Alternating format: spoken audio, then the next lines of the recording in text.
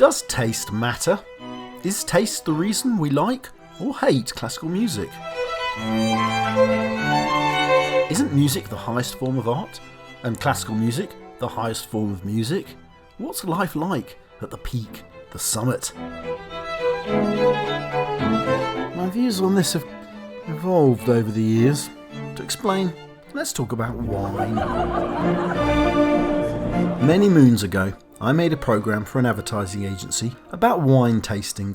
It involved interviews with a couple of agency men who fancied themselves as amateur wine connoisseurs and 2 professional wine tasters. I was amazed by the difference in the way the 2 groups expressed themselves.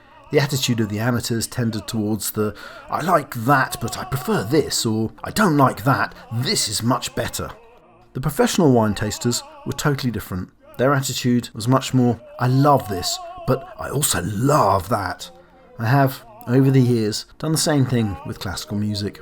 My first discovery was Beethoven. Angry, loud Beethoven. He perfectly suited my temperament as a young adult. I liked Mozart, but I loved Beethoven.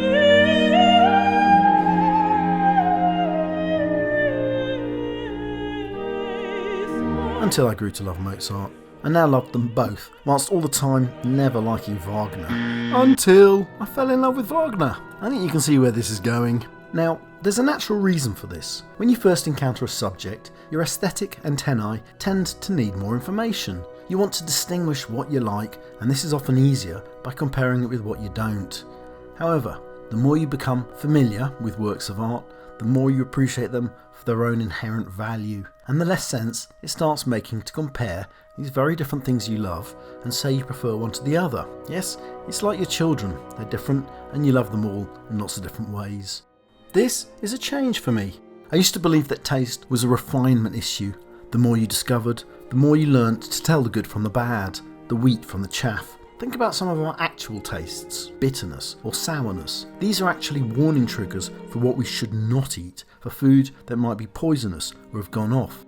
But we use these taste antennae to find new pleasures in the universe of things we like eating. Challenging and refining our tastes is the job in hand.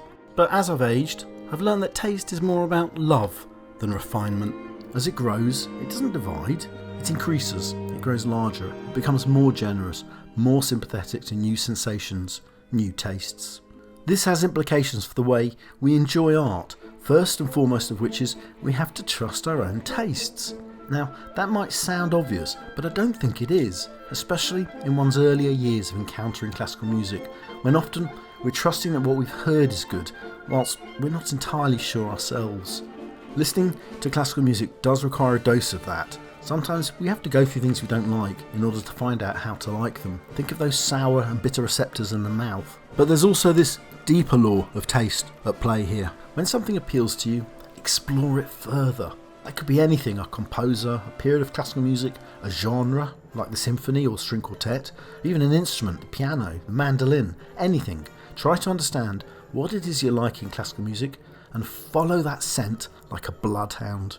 And one further implication, don't write off composers or genres. You may hate them now, but one day you may end up loving them. And more strange still, often for the very reasons you dislike them in the first place. And I'd extend that further to all the other genres of music as well. I thought when I first started out in classical music that I'd stop liking the music I liked at that time. I still love my Beatles, I still love my Ella Fitzgerald, I still love it all. Well, there's no accounting for taste. Please like and subscribe. You say glamour and I say glamour. You say hammer, I say hammer. Glamour, Glamour, hammer. hammer, let's go.